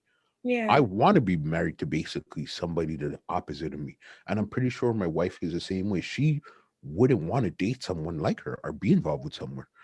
We need that dynamic to come together to create even something greater. The yin and the yang. Exactly. Exactly. And just my last question in that regard, if there is something that you could say as hubby that, you try to, you may not always remember, but you try to do just within the within your partnership, that, Mhm. to help keep a smile, or one of those things to just keep the fire burning, so to say, in your relationship, what is maybe some advice you could give to myself or a younger gentleman out there, just, you know Pay attention to your partner. And as in, even if they're not a big complainer or they don't ask for a lot, pay attention to them. And I mean, as in paying attention, as in listen to what they're saying, but actually give them your time also. Even if you say, okay, she doesn't really need my time, she's not complaining, she needs your time, buddy. You yeah. understand? Or he needs your time. Pay attention to your partner. Yeah. Once you pay attention to them, whether it's mentally or physically or spiritually, you'll be okay. Pay Wow. attention. Wow. Thank you. Yeah, Thank no you. problem. Thank you. Mhm, Now, mhm. this is the last question, I promise. It is a fun question, that Mhm. another staple, but I Okay. must ask you. How about this? Before we go to the last question, I have a question for you. Sure, of course. Okay. Pandemic started. Okay. So say last year, March. Yeah. How has that affected your productivity when it comes to podcasting? Has it increased, decreased? How was that for you? And something using a platform like Zoom, have you always been using it or it's something you just incorporated into your business now? Well, I'll be very like transparent, because I know there are times people like ask me about, how I do things on the back end and things like that. But like pre-pandemic, Mhm. how I like run things is how I'm running now. But it, for whatever reason, which I still don't completely know the answer, people were not open to it.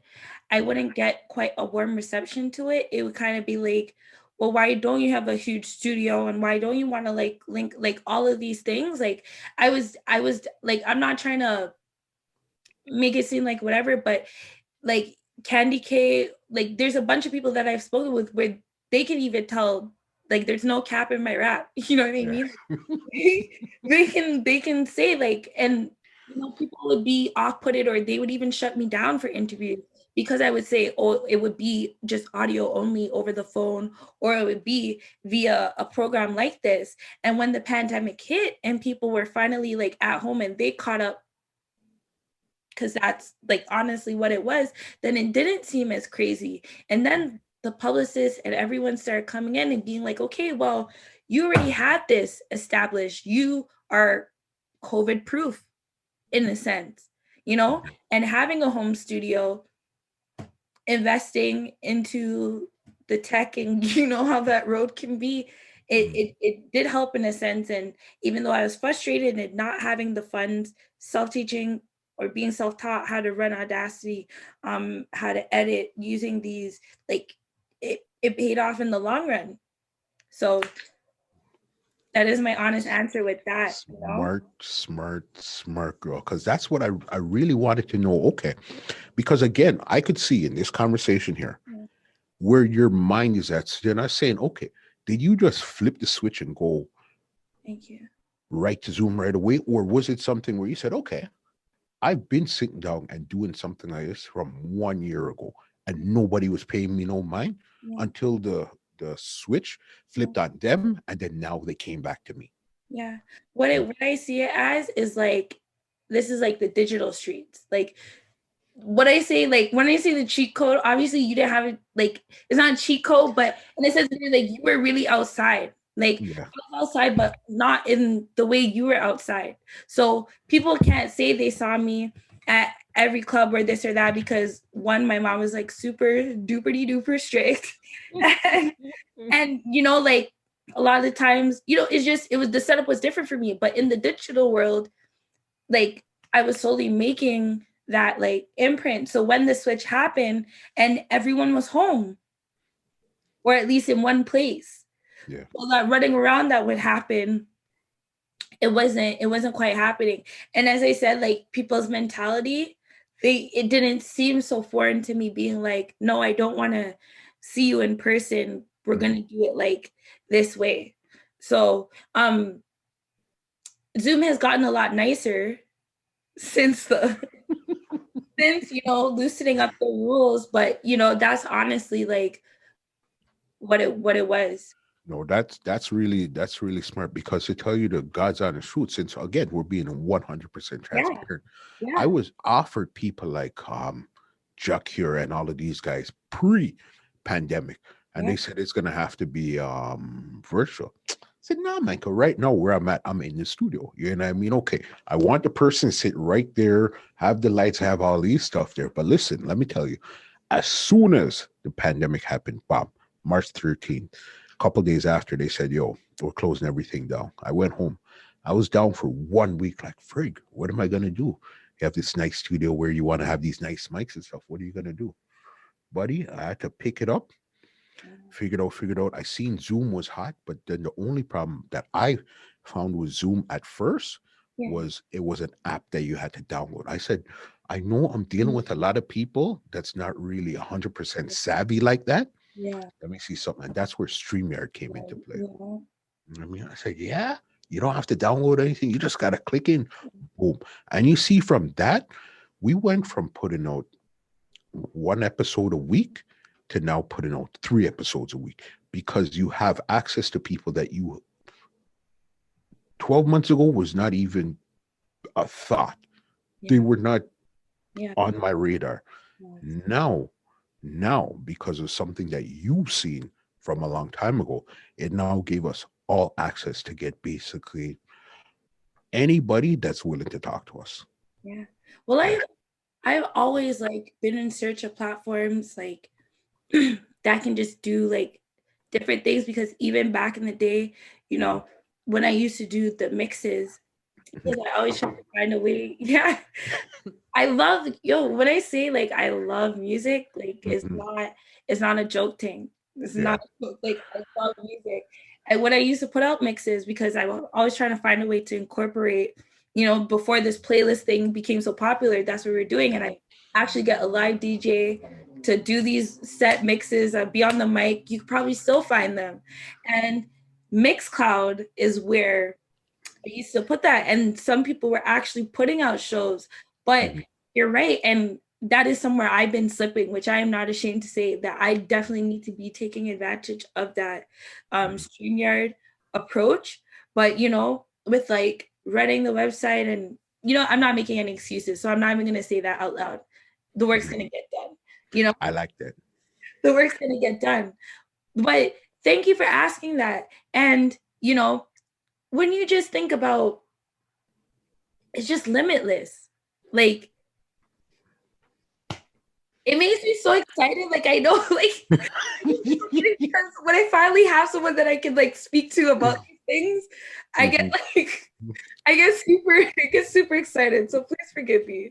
No, no problem at all. Because again, this road we're on, unless you built out that team, which most of us don't have right now, it's a You are the team. lonely road.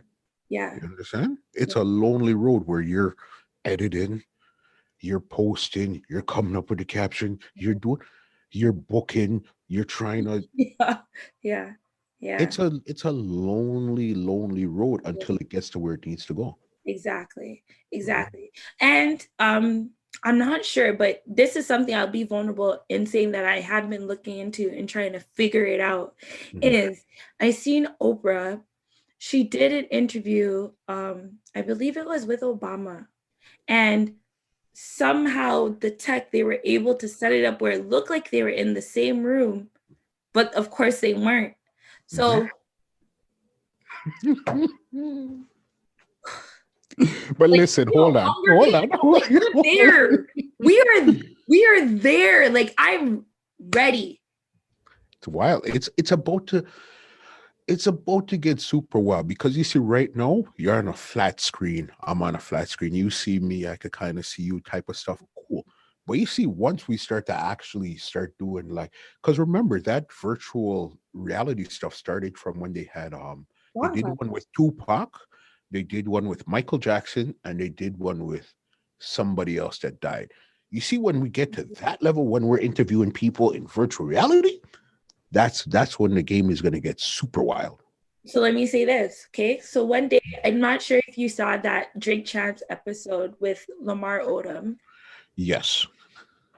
which I have a lot of opinions on that. I didn't watch all of it, but I did because they got me from the trailer. I'm not really Yeah, a big sports guy, but the trailer, I said, okay, let me go see yeah. what's going on. Now I was heavy into it because, as I said, there's certain unicorns in the game where I feel like people try to violate them, Mhm. but we should really like listen to what they have to say. And people can say what they want about Lamar Odom, but anybody that's died and come back to life over like even one time, and this man's like Mhm. over like 5 or 6 times. I want to hear what that man has to say because he's seen some shit that 100%. I cannot even fathom. So that's the way I choose to look at it. But he came on with a product and it was like a virtual reality type product. And I remember he was trying to speak on it where it kind of looked like a webcam in a sense, Mhm. but it's it's set up where he wasn't fully explaining it, but where you could set it up where if you're running, say you're running entertainment report, Mhm. whoever owns that tech, they can set it up where they're basically in the room with you. Like it looked just like the hologram stuff of what you're speaking on. Mhm. Now that I said it, like look it up. I want to remember the name of, and I'm sorry I haven't, but it's Yeah. literally like you can set up a live audience, like seriously on some Hunger Games stuff. This is what, but this is what I'm trying to tell you. Things are about to get wild. Where, look, we're still in the middle of this pandemic now. A lot of people will complain, say, "Oh, this is the worst time of my life," and all that. Listen, let me tell you something. This has been, I can't say the best, but this has been the most enlightening 11 months of my entire life. It's been wild. The possibilities have become endless. Yeah. You understand? But it's just you have to stop being a victim Yeah. and start looking, say, hey, what's out there? Thing just passed Jeff Bezos the other day, Yeah. Elon Musk, in Yeah. the middle, Yeah. of a pandemic. Yeah. Elon Musk just passed Jeff How many Bezos prototypes has this man? Listen, in the middle of a pandemic, and you're gonna tell me nothing's going on, boss? facts. Doesn't make sense. And the major like the other major thing as well is like this is a time, as I said, I like to say there's no cap in my rap. There's no cap in your rap because Mhm. at the same time, everybody loves to talk. But if you're a true hip hop fan, a common bar you'll hear all the time is when they're referencing going into the jungle and coming out wearing a fur. So like a lot of Bah. y'all are beaking out here, and I don't understand it. Mhm. I don't get it because if we really, we're living by reasonable doubt and we're living by Dipset and we're living by like these monumental albums that you say have raised you. Mhm. But I'm looking at remember, the podcast game like it's food. Like let's get buddy, it. Let's everybody's a tough guy until they get punched in the mouth. You understand? And that's what it is. We all got punched in the mouth. So what are you gonna do? Are you gonna lay down?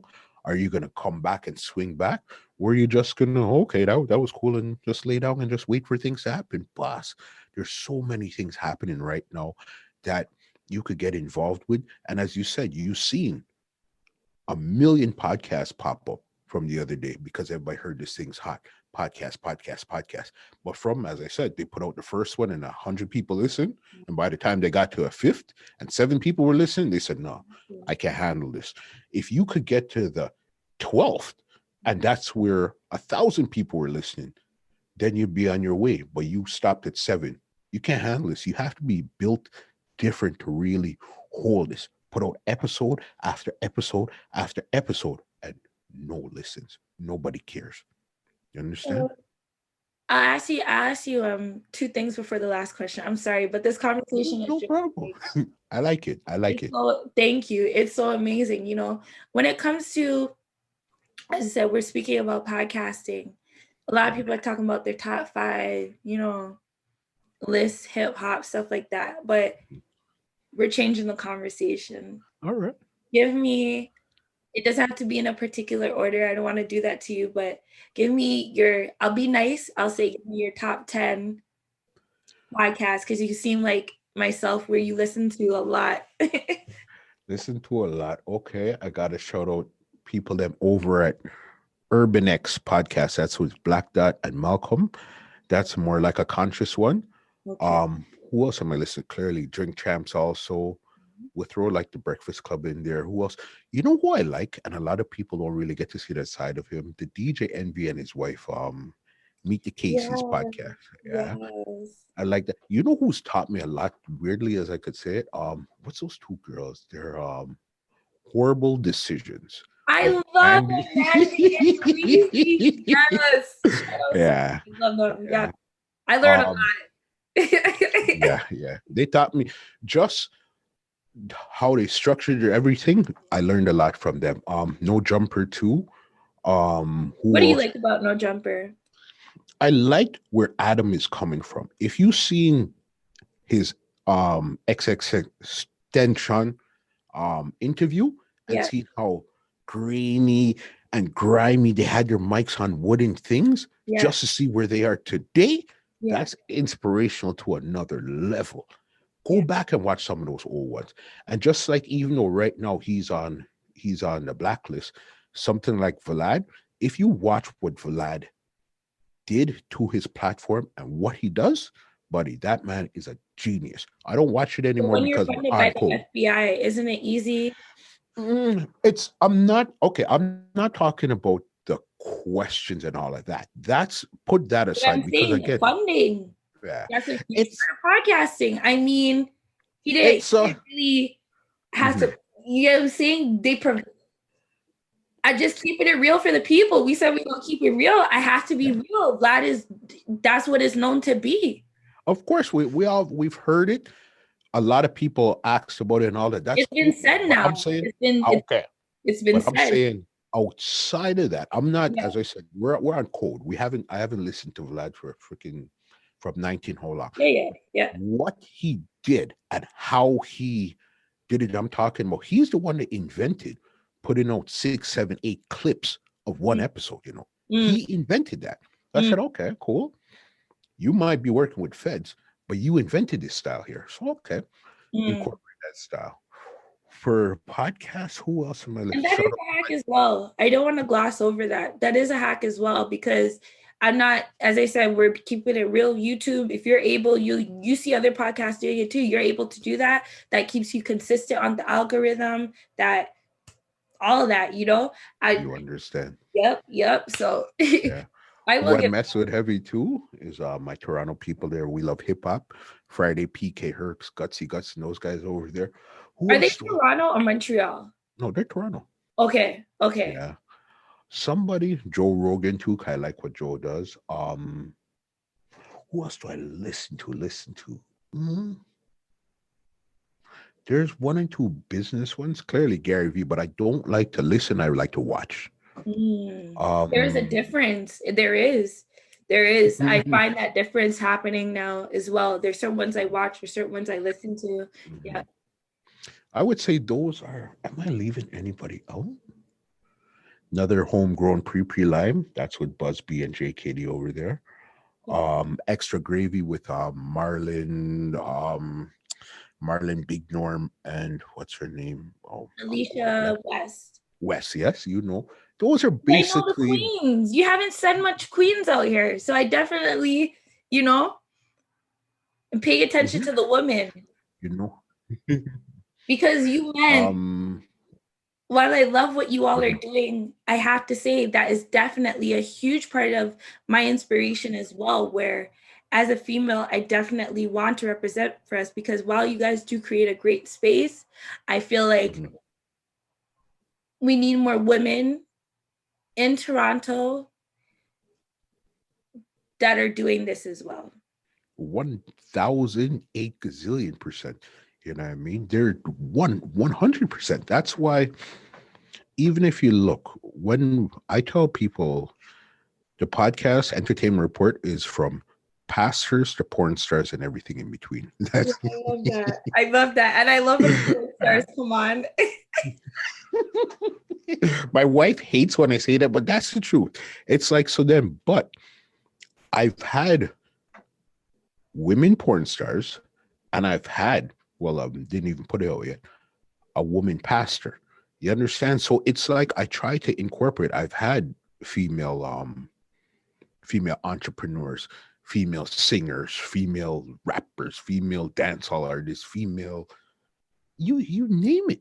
Yeah. We've had it, because you have to respect the women just as much as you respect the men, even though it's entertainment and clearly it's a male driven business. You'll find more men up front, but there's still a lot of women, and I try to talk to as much people as possible.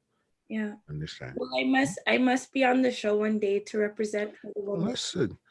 Listen. You see, okay. One thing that you did that was really smart, which is another, we'll say, a hack, is sometimes you gotta, as much work as you put in, you always have to present yourself to the people that you're trying to get in contact with.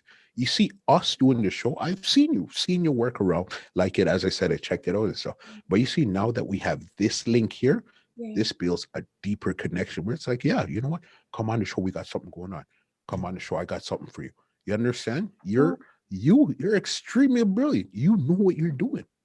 Thank you. It's true though, and that is a huge part of the business. Like, even though the podcasting world is so huge in a sense, it's very small as well. And the importance of carrying your name with respect and dignity, and being what you say you are and being real, like, that's why it matters more than ever. Because once again, how what you said about Clubhouse, but at the same time, I've been looking at it in a sense and social media just on the spectrum and being like, okay, how does this fit into the human body of, but I'm seeing Clubhouse as kind of like the consciousness, like the brain, because the amount of money that we have to be investing into posting things ready for Instagram or YouTube, with Clubhouse, all of that is erased. There's no bread that has to be put up if you're really like being smart about it. It's about what Just you're your voice. saying. You don't have to do set design, all of that. You don't have to worry about the cameras. You just literally have to talk. And people are following you and messing with you. Hopefully, that's how I'm trying to move on Clubhouse, based on what you have to say, and that's why the value, I know I keep saying it, but it's so important, because a lot of the time people have invested so much into these materialistic things and these things that don't mean much. And now at a time when people have to stand in line for food and shelves are empty, I don't really care about what Jordans are dropping on a certain date. Not at all. It's not the time for that right now. Yeah. Not at all. No, you're very brilliant, and you're very direct in your approach and what you like and what you don't like. And I really, really, really like that. And you're really knowledgeable about what you're speaking on also. Thank you. Thank you. Yeah, man. No, Now, definitely. thank you. I truly, I don't take that lightly at all. I don't. And this is the last question that I did, well, it's the second to last, but when it comes to, 2LinedMusicHut, the brand, because it's no longer the hut, like it's literally the brand. And when it comes to Sheldon and just the vision that you have and what you want us to know, what you want people to remember, what is that? What do I want people to know? I want people to know when they're dealing with me, where they're dealing with the brand, they're going to get 100%. Whether it's 100% of what you expected, what you paid for, whatever the case is, you're going to get that 100%. Because building a brand takes long and it's hard. This brand here, April 1st, is going to be 25. You understand? It took us 25 years to build this brand here. So, yeah. So I need to make sure that you leave with a good experience in dealing with me or dealing with it. Because, for example, I needed to make sure I was here ready to go before you even came in. That's the kind of experience that I want to have. I want you to walk away with, okay, you know what? He was here 5 minutes before I was here, ready to go. I said that. I said he's here. He's ready. Yeah. Yeah. You want to, that's what you want to deal with people. But for even me, Sheldon, we're going to even take off the muscle right now, the Sheldon. Yeah. I want to be that person that inspires you to go the furthest that you can, because I know in my heart, there's still a grander plan for me in my life, whether it happens 5 years from now, 10 years from now, or 20 years from now, there's still a grander play that's going to happen. And I want people to say, you know what? I seen that guy sit down in the mall for 15 years and do this and that, sell me CDs. I remember when I used to come with my mom, and now I'm coming with my kids, and I know that guy there. And because he did it, I know I could do it too. That's what I really wanted to be, where I seen this guy from ground zero do it. That means I could do it too. That's really what I want to leave for people. Exactly. Yeah. And those days, Sheldon, where you feel like, because we do obviously have those days where we're not feeling as motivated, I want you to remember everything you just said, because you are not alone. And, we need to remind each other that that's what's happening more than ever. For sure. Even Thank you. down to your wife that you see every day. We have to remind each other that we aren't alone, because there's a lot of people that haven't made it, that we didn't think we would be saying goodbye to, whether that's in a business sense or in life itself. In life I itself. agree. I agree, because if 2020 has taught you anything, is things change and you have to really cherish, and you have to really reevaluate what you cherish, what you really put value on. As you said, a lot of businesses, people, friendships, marriages, a lot of stuff couldn't make that jump into 2021. You know what I mean? It got stuck in 2020 behind us there. Seriously. Now, this fun question is another staple, but if it is a bit much for you, I feel more than free. You can say pass. Come, talk But, to me. I know other people to be like, I did not ask you this question. Are you familiar with the game? Would you rather? Say that again? Are you familiar with the game? Would you rather? Sounds familiar. Let's explain it to me. You are given two options. Okay. And you are to choose either or of the options. Okay. But I'm being nice today, and you are more than welcome to pass. If that is so let's go. I start here, or should I be nice and just? I'm an extremist. I want to go all the way, and we'll come back though. All right, let's go. Let's do this. Oh, let's do it. Would you rather cut off both of your thumbs or a baby's foot? Both of my thumbs or a baby's foot?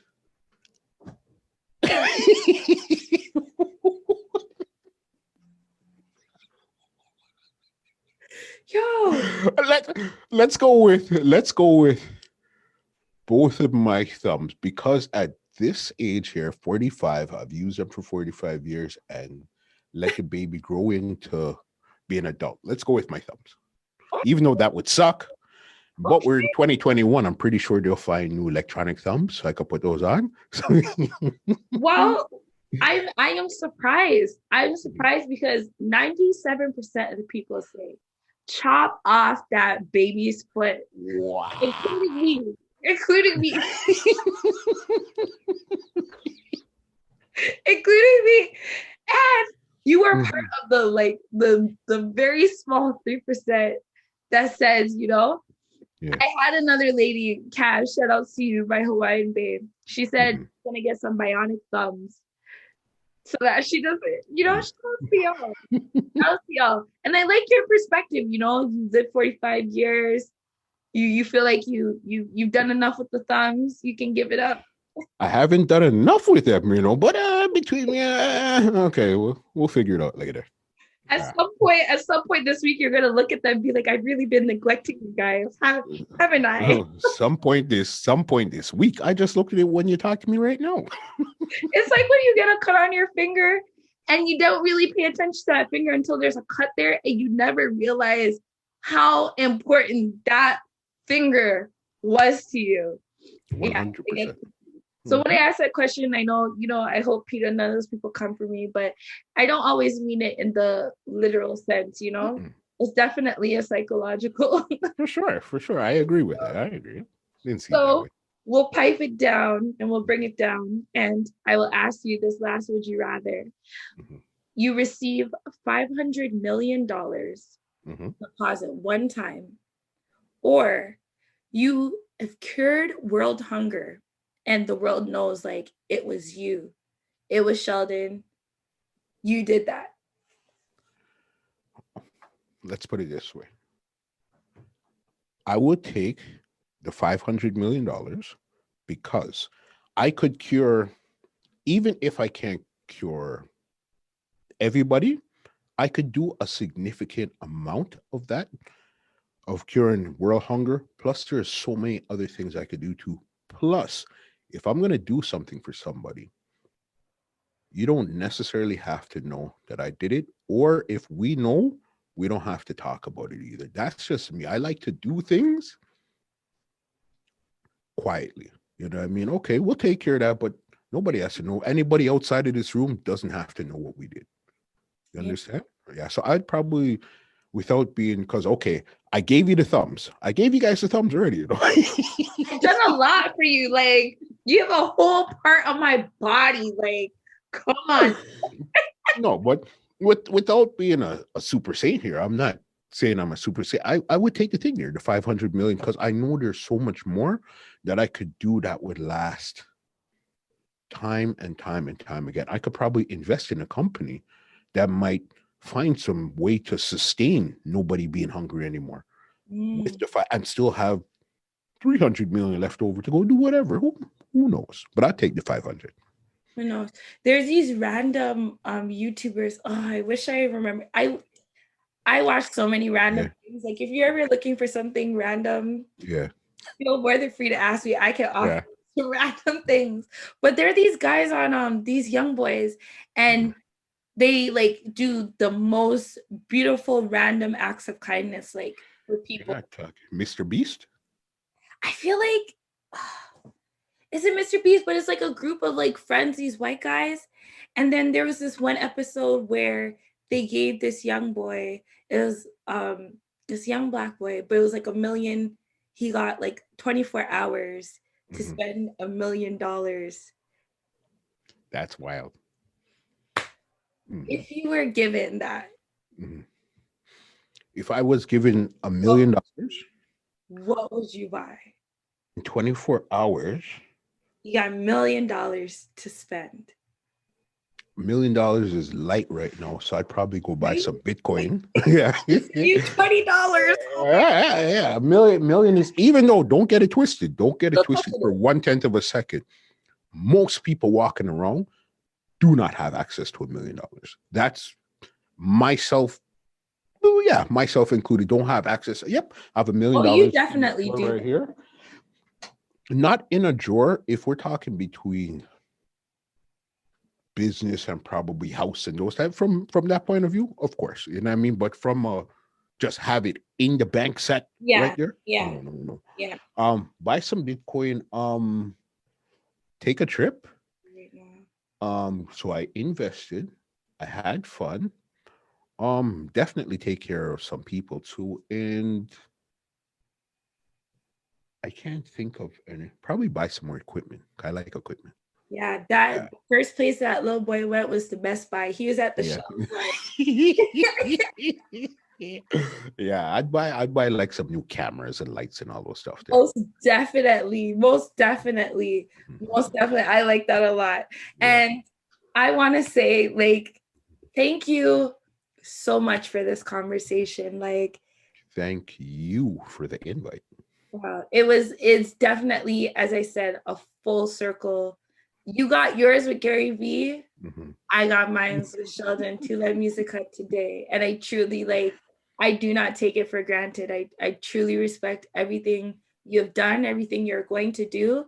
And the conversation in itself, it was filled with a lot of fruit. Okay. Now, I want to ask or say to you, I want you to have the last words. Say anything you want. This is your time. Take it away. You got it.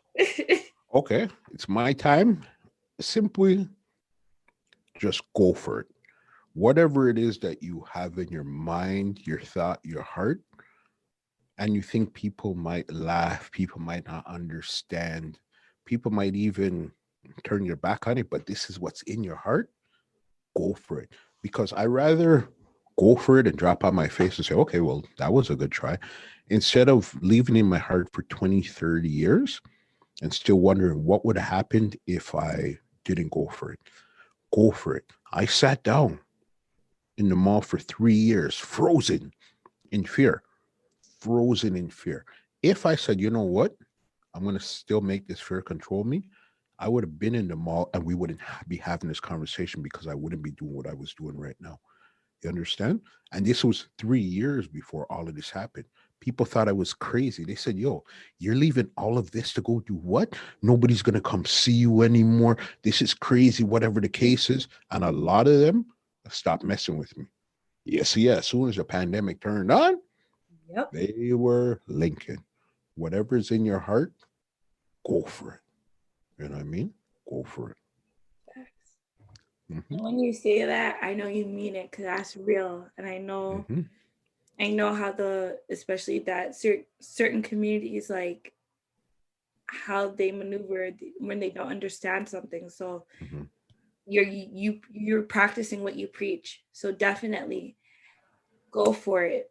You know, there's so many keys I could go over mhm. what you shared today.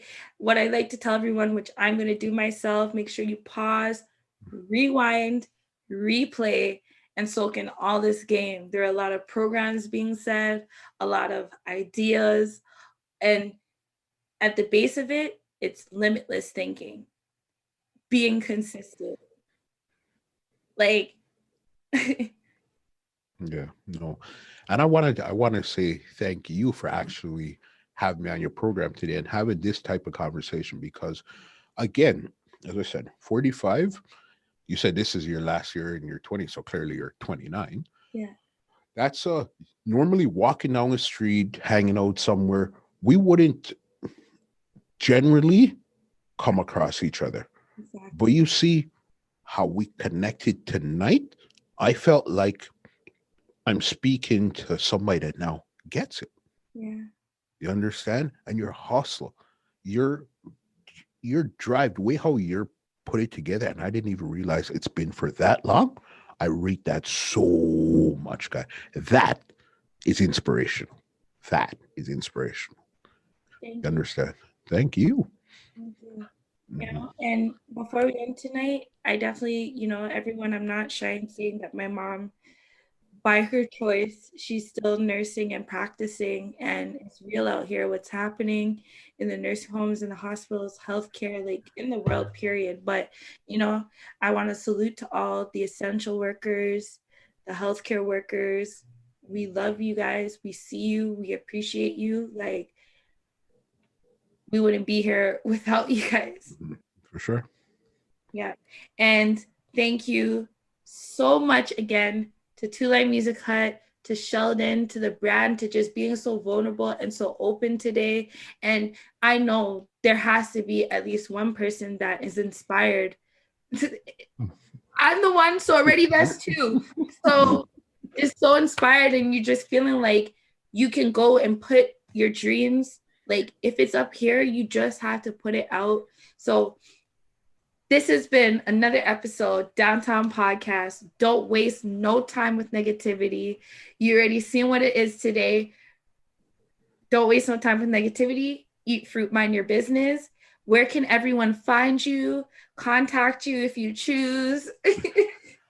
All right. Well, generally, platform wise, easiest way Instagram at 2LinedMusicHut, the number two, LINEDMUSIC, or you could email me, same thing, 2LinedMusicHut at gmail.com.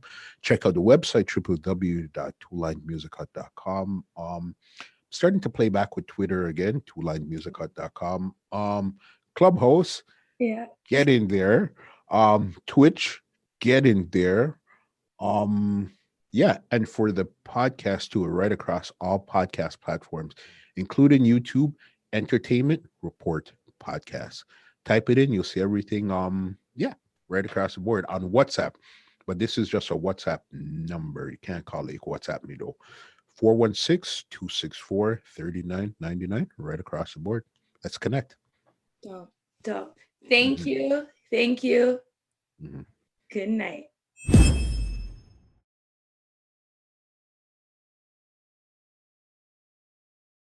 About to go downtown.